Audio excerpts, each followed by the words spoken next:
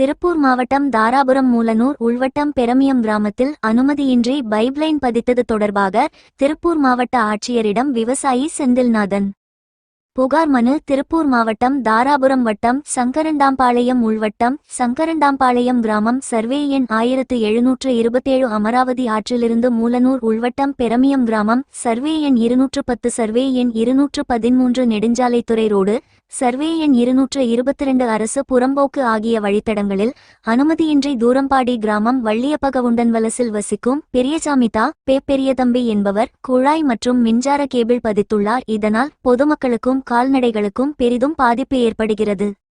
ஆகவே சமூகம் அவர்கள் மேற்கண்ட நபர் மீது துறை ரீதியிலான நடவடிக்கை எடுக்க வேண்டும் என்று திருப்பூர் மாவட்ட ஆட்சியரிடம் விவசாயி செந்தில்நாதன் புகார் மனு அளித்தனர்.